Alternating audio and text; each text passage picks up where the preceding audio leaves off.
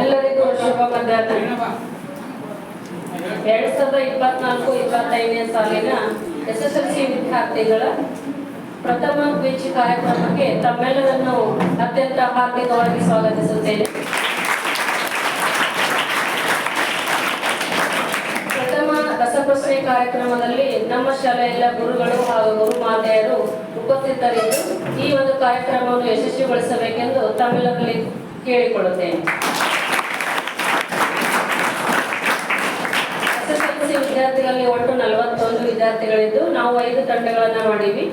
1ನೇ ತಂಡದ ನಾಯಕಿ ಕಾವೇರಿ ಮೇಟಿ, 2ನೇ ತಂಡದ ನಾಯಕಿ ಕಲಾವತಿ ಹಳ್ಳಿಚಂಡಿ, 3ನೇ ತಂಡದ ನಾಯಕಿ ಸುಚಿತ್ರಾ ಬಡಿಗೆ, 4ನೇ ತಂಡದ ನಾಯಕಿ ದೀಪಿಕಾ ಸಜ್ಜನ್, 5ನೇ ತಂಡದ ನಾಯಕ ಪ್ರಶಾಂತ್ ನನಿಕೇರಿ.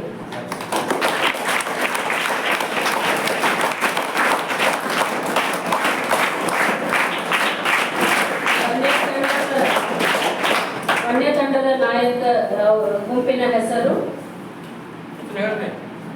ನದಿ ಹೆಸರನ್ನ ಇಟ್ಟುಕೊಂಡಿರಿ.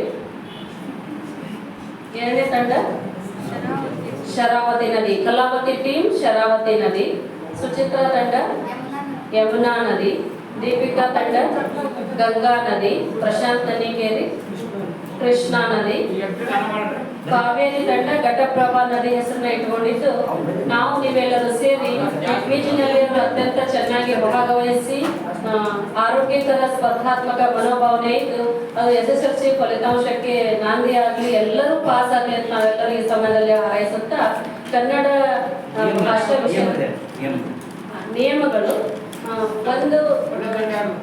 ಇಲ್ಲ ಸರ್, ಒಂದು ಪ್ರಶ್ನೆಗೆ 10 ಅಂಕ ಇರ್ತದ. ಬೋನಸ್ ಆದ್ರೆ ಬೇರೆ ಆ ಪ್ರಶ್ನೆ ಪಾಸ್ ಆದ್ರೆ ಬೇರೆ ತಂಡಕ್ಕೆ 5 ಅಂಕಗಳಿರ್ತಾವು. ಆಮೇಲೆ ಪ್ರಶ್ನೆ ನೀವು ಆಯ್ಕೆ ಮಾಡಿದ ಪ್ರಶ್ನೆಯನ್ನೇ ನಾವು ಕೇಳ್ತೀವಿ. ಒಂದು ರೌಂಡಿಗೆ 5 ಪ್ರಶ್ನೆಗಳಿರ್ತಾವಲ್ಲ, ನೀವು ಯಾವ ಪ್ರಶ್ನೆನ ಆಯ್ಕೆ ಮಾಡಿರ್ತೀರಿ ಅದೇ ಪ್ರಶ್ನೆಯನ್ನೇ ನಾವು ಕೇಳ್ತೀವಿ.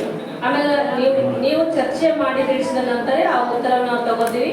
ನಂತರ ನೆಕ್ಸ್ಟ್ ಅದನ್ನು ಬದಲಾಯಿಸುವ ಹಾಗೆ ಇಲ್ಲ ಸರ್. ಈಗ ಕನ್ನಡ ಭಾಷಾ ವಿಷಯ ಸ್ಟಾರ್ಟ್ ಆಗ್ತದ.